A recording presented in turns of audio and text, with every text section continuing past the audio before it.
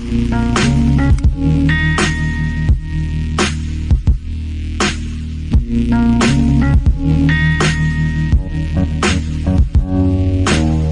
to Doctrine and Devotion, a podcast exploring Christian faith and practice from a Reformed Baptist perspective. My name is Joe Thorne. I'm the lead pastor of Redeemer Fellowship in St. Charles, Illinois. And I'm Jimmy Fowler, executive pastor at Redeemer Fellowship. Merry Christmas, fool! Merry Christmas to you, too. Merry Christmas week to everybody. It's just a few days away, and you got all your shopping done? Yeah. And presents wrapped? I'll check on Michelle later. Yeah, you don't do any of that. Nope. No, I don't even. I do my shopping for Jen. I do that. That's about all I do. Yeah, but then my oldest daughter Catherine wraps those presents for me. Oh, that's you know, hey, it looks better. Yeah, and she should be contributing. Yeah, absolutely, doing something around the house. Yeah, why don't you do something, Catherine? She doesn't listen. Yeah. Killian listens. Nobody else listens, I don't think. So yeah. You know, speaking of Christmas presents, okay, you see these things on the table. I do see this plethora. These things. There's a couple things, and all we want to say is, Scott and Donna, you know what you did. Oh, you know what you did. You know what you did. Now we know what you did, yep. And you know that we know that you know what you did, and we're very thankful. Yeah, thank you very much. Very cool. Very cool. I actually wanted that. This one's mine. Me too. Yeah. No, I wanted Yep. it, but Michelle told me I couldn't get it. Yeah. And then I get to come here, and there it is. See? Yeah. What she meant for evil, God meant for good. Yeah, because he wanted to let Scott and Donna bless us. Well, man, guys, thank you so much. That really means a lot to us that you would think of us and send that. So thank you. And I was thinking that my my ESV Creeds and Confessions Bible was the favorite thing that I'd received, but not anymore. I'm sorry. No. Yeah, sorry, Crossway. Scott and Donna just trumped you. They trumped. What? Yeah. They trumped? It's still I can still use the saying. Just no, but I because feel people like there's an extra meaning behind it when it comes to everybody. you. Can everybody just relax? Oh, wait. What are we going to relax about? Everybody is losing their minds. The whole evangelical and more specifically Southern Baptist church, you're looking like a bunch of fighting fools.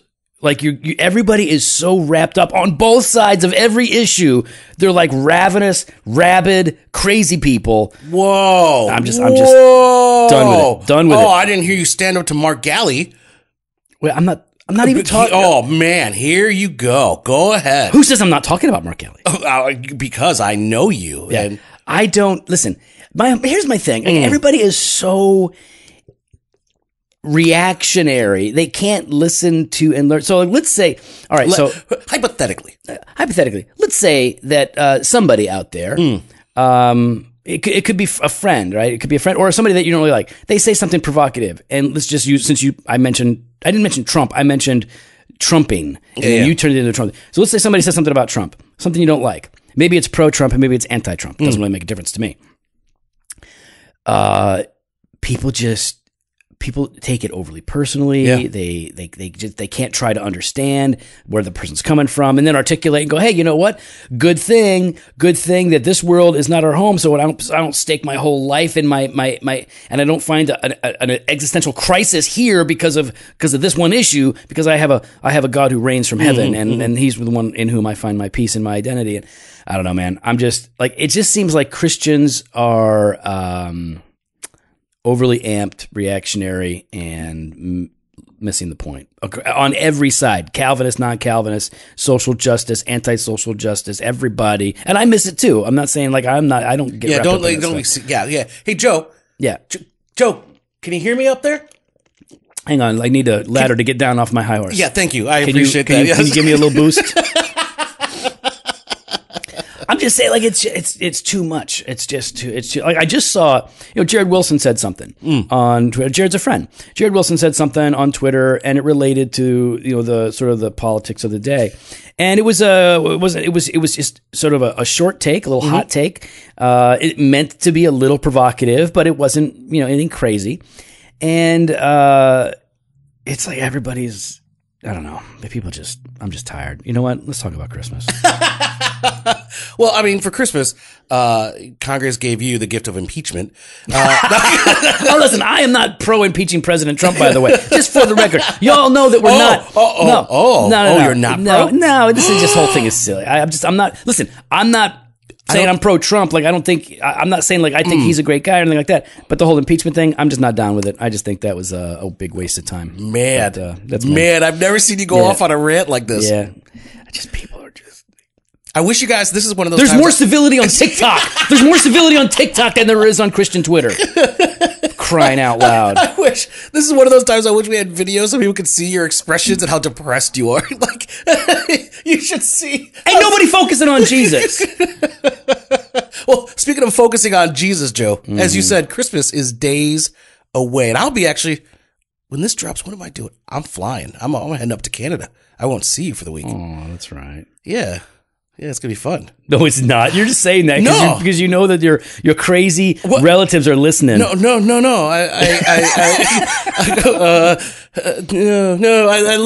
love going to Canada. You almost turned into a South Park character right there. No. No, it's gonna be great. Yeah. It's gonna be a really good time. No, is that because you're gonna have like lots of built-in babysitters and you can like kind of go off and? Yeah. Mm-hmm. Yeah. But no. But you'll see, your wife's gonna be happy because she's actually Canadian. She'll be with her family. Yeah. There's other people that close friends and stuff that I'm gonna go hang out with. What? There's close friends. Who? Who are you talking about? Who's a close friend up there? Fred. Okay, you're just joking with me. Okay, no, I'm not. Cool. No, it's fine. As long as you're joking, I'm okay. No, just check my Instagram. Mm-hmm. Okay. What? Fred's the guy that I lived with. Fred and Glenda. He's they're the godparents of Michelle, right? Mm-hmm. And so you talk really, about really them. close. Yeah, really close. They're not like friends. They're more like parental figures, though. That's more. But they're more like family than friends. That's okay. Yeah. Okay. They're more like family than friends. I'm your best friend, according to your last sermon, and I just want to make sure that and Fred better know it too. Well, you know who did know it. All of a sudden, I got this text from a lawyer from our church. Oh, yes. And he goes, "Why are we even friends?" I was like, I'm sitting there, I'm like, I've got no context. What just happened here? And yeah, he goes, GLG, huh? Yeah. Good looking Greg. Yep. Good looking Greg. He's like, "Why are we even friends?" I'm like, "What's going on?" He's like, "You won't hire me as your personal lawyer. Joe's your best friend. What do I bring to the table?" Looks. Yeah, that's what he has. Mm-hmm. That's what he's got. And he can smoke in his office. Yeah. So you got that too. Actually, and last night I went to their office Christmas party. They invited me. The senior partner invited me to their office Christmas party. That they're trying to woo you. No, they know. They know. Yeah, there's always a chance. You come to a party.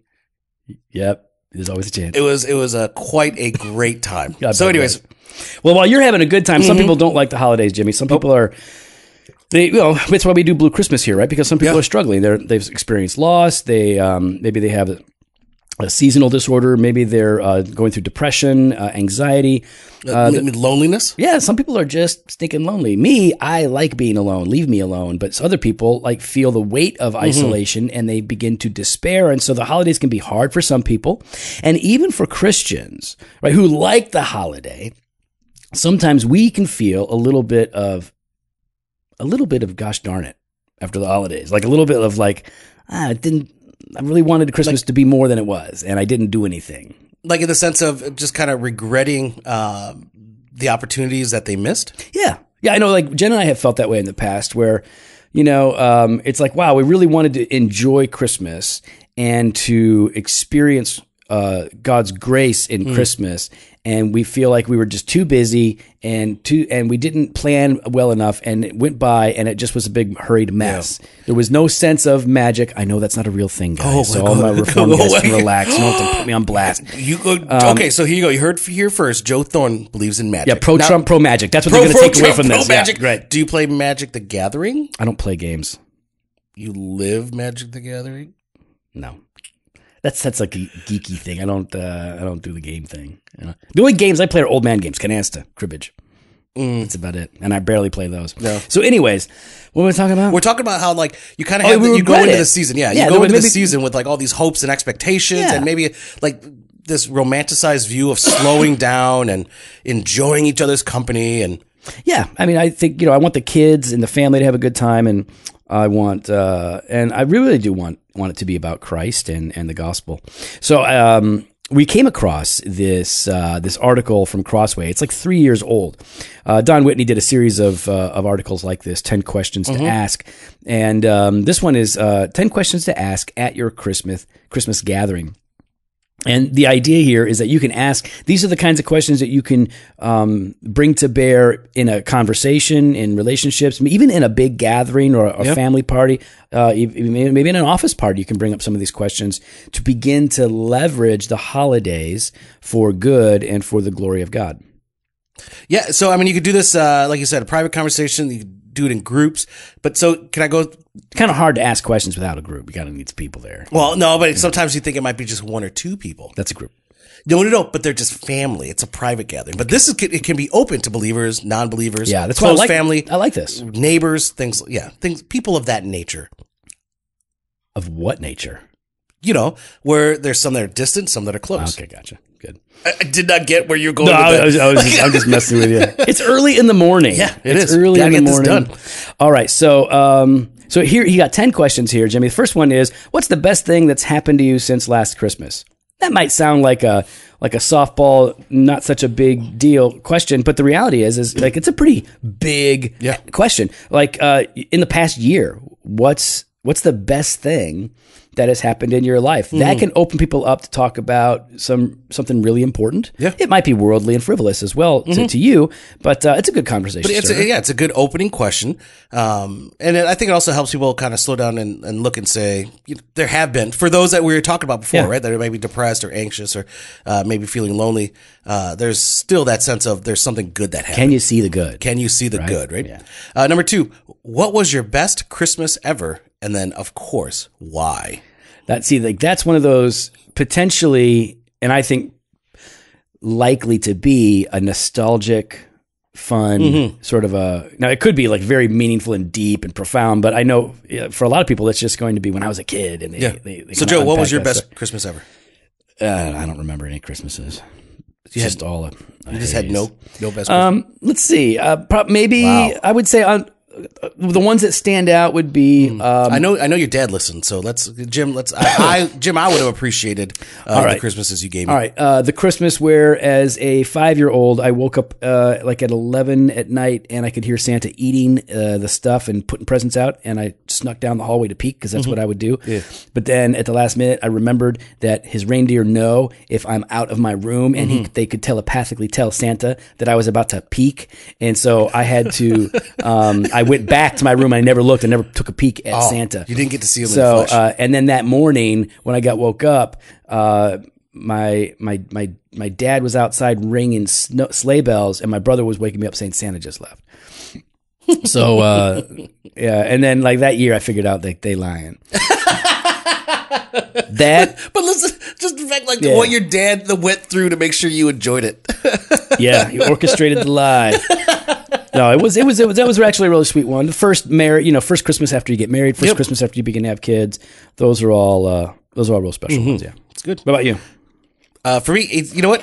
It's not necessarily about the Christmas itself, but every Christmas my dad would make breakfast, biscuits and gravy, and I remember thinking like coming down. Presents was great, obviously, but you were really excited for the biscuits and gravy that Dad made. If no biscuits and gravy, it's almost like it's not Christmas. Yeah. So that's why cool. I got to go make today because we're all having biscuits and gravy today. But it's not Christmas. Because I'll be gone for Christmas. So we're celebrating Christmas today. How's your dad feel? He put all this work into giving you these awesome Christmases, and then you're just like, bye, Dad, and you're just going up to Canada. Well, I'm gonna go hang out with my new dad. That's what you're telling your dad. I'm gonna go hang out with my new dad. Yeah. No. Well, every year I give my mother-in-law an option. I said either we can come for 1 week for Christmas, or Michelle and the kids can come for 1 month in the summer. So thus far, didn't she go this past summer? I'm pretty sure she went up there this past summer. Nope. Not for a month. Nope. But she went up there. For a baby shower. Yeah. That counts. She went for a weekend. Aren't you going for 2 weeks? No, just till the 1st. I feel like that's 2 weeks. That's not 2 weeks. Stop whatever. Let's see. So questions like, what's the most meaningful Christmas gift you've ever received? Or what was the most appreciated Christmas gift you've ever given? Oh. Like 2 very cool questions. I like the second question more. Like, not because it makes you do a big deal, but it's really, in other words, have you reached out to bless somebody, to care for somebody? Or how about what was your favorite Christmas tradition as a child? Well, I know what yours was. Yeah, Biscuits and gravy. Biscuits and gravy. Yeah. For you, it was trying to see Santa. Yeah, I tried to find Santa. We did. My parents. The only time we ever eat these things, they were these. Like a cinnamon roll with the icing on top. Yeah. You kind of come in the tube, you pop it open, and then you lay them on the pan. Yeah. You put it in the pan, and So the only time my parents would make this particular kind is on Christmas Day, and it was the same thing with cinnamon roll, but the icing on top, instead of it just being regular icing, was like an orange flavored icing. Weird, right? I've never had them at any place other in my life than on our house on Christmas morning.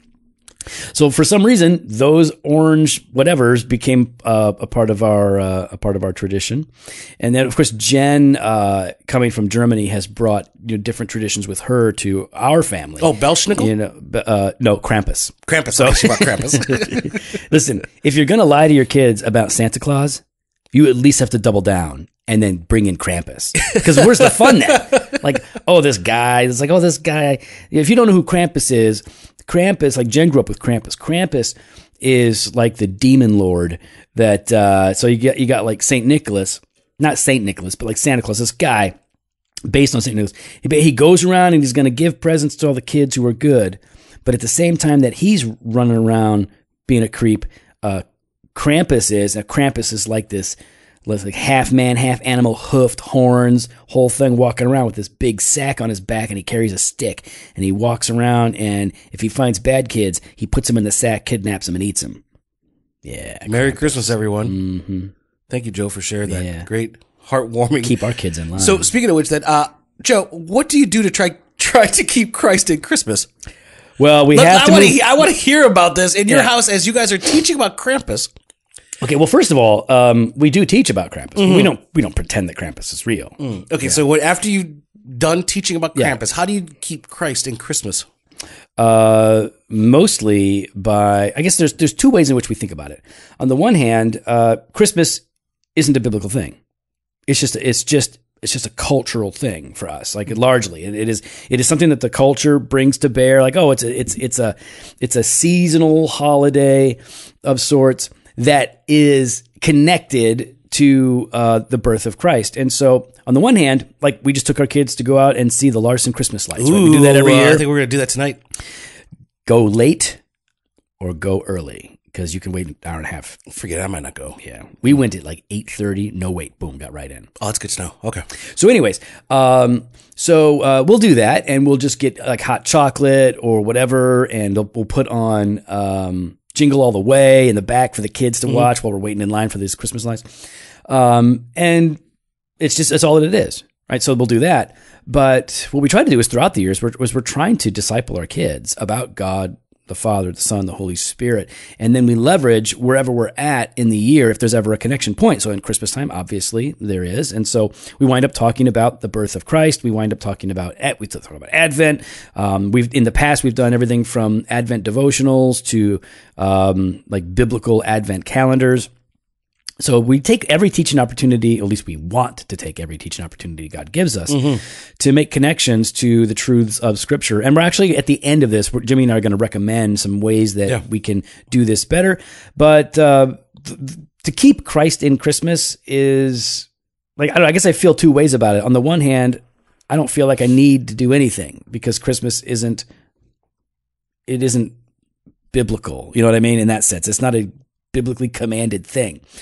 But I would be crazy to not want to leverage the holiday to point to Jesus as much as possible. Well, and speaking of which, I mean, the next question is, why do you think people started celebrating the birth of Jesus? So, I mean, that's a really good question, especially if you've got those around you that are non-believers. And so right there, like you said, you're leveraging the season and an opportunity to share the gospel. These are the kind of questions. That's why Donnie's the man, right? Because you could imagine Don coming into a family Christmas party, and he's got his sport coat on. He's got his 3 fountain pens in his pocket. Yeah. He's coming down. He's all like gentlemanly and sophisticated. And he starts dropping a question on a couple of these, like, in-laws or like daughter-in-law maybe, or son-in-law or something like that, or grandkids. And that's the kind of question to make them think. Like, why do people make such a big deal about the birth of Jesus? I mean, okay, so Jesus accomplished a lot of things maybe from a worldly standpoint, but why his birth? What's that all about? Yeah. And then even the next question, do you think the birth of Jesus deserves such a nearly worldwide celebration? So kind of looking at it and say, why is it so important around the globe? Yeah, it's interesting, right? Because we celebrate the dates of famous people's death. Right. It's frequently what we do. We remember when this person was shot. We memorialize them. Yeah. But the birth, outside of a friend, because it's your friend, it's like, oh, it's your birthday, I'm going to celebrate that with you, to celebrate your life. Yeah, these are good questions.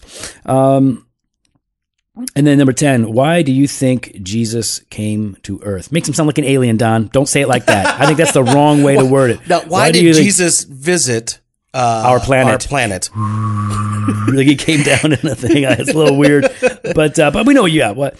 How else are you going to say it to people?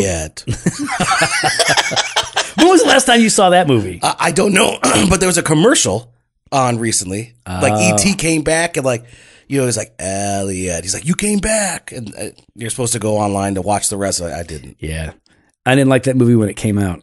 Really? Why? It was just cheesy. It's Baby Yoda before Baby Yoda. That's what it is. You were looking to sneak that in. No, it wasn't. That was very good, though. No, but that's what it was. It's like a little cute, and he's like, oh, this dumb long head, didn't make any sense. M&M. Yeah. Well, they weren't M&Ms. M&M. No. Yeah, he had M&Ms. No, they were Reese's Pieces? Yeah, that's not the same Reese's thing. Pieces. Yeah, peanut butter in them. Yeah, nice try. Yeah, I haven't watched it since whatever. Since it was on VHS or something, because you weren't alive when it came out. Anyway. When did it come out? 80s. Yeah. I was alive in the 80s. Okay, let's bring it up. Bring it up. Go ahead. Go ahead. Let's see. E.T. What year were you born, Jimmy? Don't lie. 82. 82. All right. E.T. I gotta find 1982. Boom. So I was alive. I was alive. Barely. I was alive. Yeah, you don't know what's going on. Look at how cheesy that thing is. Oh, and it gets on the bike. Yeah. You know why I didn't like E.T.? He's trying to steal the glory from Jesus and raising from the dead and everything. Yeah. That's why you didn't like I was against it before I was a Christian. All right, we're going to link to the article before in the show notes if you want to read Donnie's article. But he says here at the end, of course, remember to pray for your Christmas gatherings. Ask the Lord to grant you, quote, divine appointments. To guide your, although... everything's a divine appointment, but I know what you mean. To guide your conversations and to open doors for the gospel. Yes, absolutely. May he use you to bring glory to Christ this Christmas. Bam. Oh, wow. Hey, Jimmy, is it time to take your pill? What is that all about? Don't worry about it. All right, well, let's just talk a little bit about planning for next year. Like if you're one of those people who Christmas was kind of boring, or I felt too rushed, or I just didn't pull it off the way that I wanted to honor God, to bless my family, to have fun. We've got some ways that we want to encourage you as you're thinking about next year, and you should start thinking about next year, next Christmas season, to make it better. Jimmy, what can we do to plan for next year to make it, to improve, to not let it slip by unnoticed, unleveraged for good and the glory of God? Well, I think one thing is, I don't know, at least I'm finding that Christmas becomes this ever-increasing black hole of spending. Yeah, financial burden. And so I think just be mindful and intentional to reduce your costs, reduce your spending. You don't need to give every single gift that you want to, that you'd like to give. I mean, that's really gracious and kind of people, but don't put that burden upon yourself. Yeah. Just grab a couple items and reduce that spending. Yeah. Like Jimmy and I aren't getting each other anything. No. Because other people get stuff. Yeah, because Scott and Donna got us both something, so we're satisfied. So we're good. We're good. We're quite happy. Thank you guys. It's like don't. I think there is a real temptation to get sucked into spending at Christmas time. Let me say this. It's not necessarily wrong to be giving gifts at Christmas. It's a good thing. It's a really kindness. And that can be a reflection of the gospel. He gave good gifts to us. But there's a temptation through a sense of generosity, and good motives, or there can be like a sense of like your conscience is bound. I feel like I have to do this. Yeah. Give yourself some room. I agree with that. Of course, that's Jimmy's thing, right? Reduce cost. Yeah. He's watching the numbers. Yeah. But that does have a significant impact on how you can maybe enjoy or experience the holidays. So I think that's really good. I would say weigh the value of the holiday expectations that you take upon yourself or that are placed upon you. And in other words, figure out like, what is everything that I have to go to? What do I have to go to? What's expected of me? What do I expect of myself? Weigh the value of all of those things. And in response to that, limit your gatherings and the events that you go to, because I know every year, Jen says the same thing, like there's so much going on. There's so much. And not only, there's our family holiday stuff, but then there's all these things that we have to go to, and it can be overwhelming. So in order to make room, and some of the things that we're talking about right here are to enjoy the holiday and to make room for Christ, right? To make room for this faith experience. Sometimes you have to declutter and push some things out. So that's really what we're talking about here on the front end. Yeah. And for some of us, beginning new traditions can really help, that's good. Cause excitement. You could do the Advent candle. Some people enjoy that. Yeah, we do the Advent candle. Elf on the shelf. Yeah. Yeah. Or as we call in my household, Pastor Joe on a shelf. Oh, that's funny. Yeah. The kids have a gift for you. Darn it. I forgot to bring it. I was supposed to bring it. How do you wrap an insult? How does that work, Jimmy? With smooth words. With smooth, kind words. With soft eyes. Yeah. So there's Advent candle, Elf on a Shelf. You could do the Christmas light touring that Joe was talking about. So it doesn't have to be like, it can be explicitly theological, or it can just be fun. It's okay to have fun. Yeah, it's good. Okay to have fun. And I mean, but I would also encourage though, use an Advent or Christmas devotional. Yeah. It is a good time to, especially if you've got young children, to go through that together. And Michelle she's really creative at this. I don't know. She probably found it on Pinterest. I don't know. But she's not creative. She's a thief. But go ahead. Yeah. She stole the idea from somebody else. So like every at Christmas time, right at December, there's a treasure chest that she puts out at the tree, and every night she puts something in there, any Bible verse, like a memory verse, and then a short devotional, right? So the kids come, they're all excited, they go in there, they get the devotional, they go through the scripture together, and then they get like some sort of, there's a little treat or gift for them. Yeah, that's cool. Every day, yep. Just listen, kids are kids, right? And so finding ways to connect, to create, to have fun with them, and then bring theological, doctrinal, life-changing truths into all of it. Awesome. Really, really good stuff. Okay, so speaking to that, focus on the relevant doctrines, right? So obviously, virgin birth, incarnation, Trinity, gospel, of course. But listen, our kids should be able to talk about these things, especially in time, progressively, increasingly so as they grow. But everything from, as Donnie would say, why did Jesus come to earth? Or, why did the Son of God become human? Yeah. Why did, first of all, Dr. Whitney does not listen to this podcast, though he's been on it, and he's like a casual acquaintance friend. And we love you, Don. I'm just joking with you. Don't get mad at me.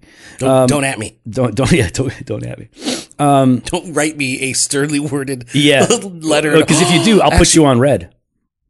You'll put them on what? On red. You don't know. You're not hip with the kids, but that's how you say it. You put them on red, which means they send you a message. You read it. They can see that you read it, but you don't respond because you ain't got time for that. You put them on red. Mm-hmm. Yeah. You're quite proud of yourself. TikTok education, son. I don't know what to say. Yeah. Yeah. How do you have time for all this? When I'm going potty. Because TikTok has short little things. When and I'm an old man, I got to sit down when I go to the bathroom half the time. So, and then I'm in there for some time. So I'm sitting down and picking up my TikTok. I don't think we need to continue down this path. Yeah, I just kind of scroll through it and see what's going on. And I think one of the ways you could leverage it. Go to Marcus. I got all the TikTok stuff. Yeah. If you've got a friend or a neighbor who does not know Christ, invite them to church. This kills me. This is the easiest. Easter and Christmas. Yeah. People, your non-Christian friends are pretty open to coming to church with you at least once if you'll invite them. it's almost like a rule that they have to go on Christmas or Easter if you ask them. It's almost a rule. So just don't be dumb. Ask them. Invite them. Say, hey, well, why don't you come and check out our church? And, I'd love for you to see it. It's important to me. Like, I want you to see why I like it. Yeah. That doesn't mean they're coming for Jesus. You know what? No non-Christian comes for Jesus typically when they first come into church. They're coming for some other reason. It's fine. Let them get in there and hear the truth. I like it.